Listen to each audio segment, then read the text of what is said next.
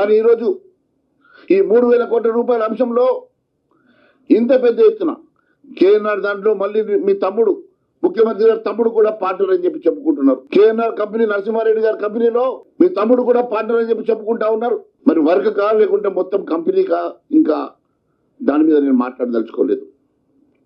కానీ మీ సొంత బామర్ది అయినటువంటి సృజన్ గారు శోధా కంపెనీకి సంబంధించినటువంటి అంశంలో మరి గత ప్రభుత్వాన్ని మీరు ఎప్పుడు కుటుంబ పాలన గత ప్రభుత్వాన్ని ఎప్పుడు నిందిస్తూ అది కుటుంబ పాలన అని చెప్పేసి కేసీఆర్ హరీష్ ఇద్దరే ఈ రాష్ట్రాన్ని నడిపిస్తున్నారని చెప్పారు కదా.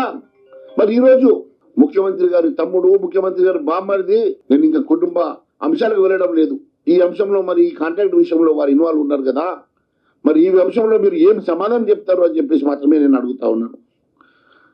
ఎవరి పాలైందిరో తెలంగాణ పాటలు పదే పదే పాడారు కదా మీరు పిసి అధ్యక్షుడిగా ఉన్నప్పుడు. మరి ఈరోజు తెలంగాణలో కాంట్రాక్టర్లు లేరా, మొత్తం ఆంధ్ర కాంట్రాక్టర్లు అన్నారు కదా. మరి ఈరోజు మెగా కృష్ణారెడ్డి గారికి ఏఎంఆర్ కంపెనీకి మీరు ఏ రకంగా ఈ టెండర్లు దారాదత్తం చేశారో సమాధానం చెప్పాలని చెప్పి అడుగుతా ఉన్నాను.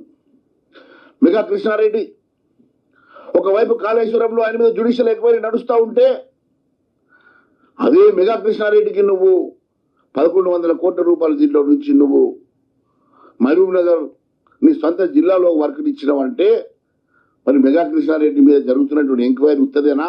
మెగా కృష్ణారెడ్డికి నీకు ఉన్నటువంటి సంబంధాలు ఏంది? మరి మెగా కృష్ణారెడ్డి గతంలో నువ్వే చెప్పినావు కదా, మెగా కృష్ణారెడ్డి అవినీతి సొమ్మును కక్కిస్తానని చెప్పినటువంటి ముఖ్యమంత్రి గారు.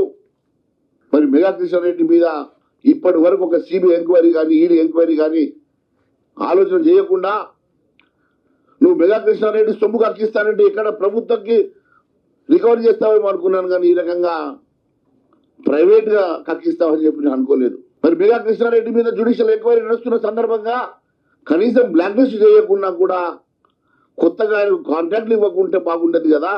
మరి మెగా కృష్ణారెడ్డికి ఏ రకంగా ఈరోజు ఎస్కలేట్ చేసినటువంటి దొంగచాటుగా చీకటి ఒప్పందంతో ఇచ్చినటువంటి కాంట్రాక్టు, దీనికి మీరు ఏం సమాధానం చెప్తారు మెగా కృష్ణారెడ్డి గారికి ఇచ్చిన కాంట్రాక్ట్ మీద అని చెప్పి అడుగుతున్నా.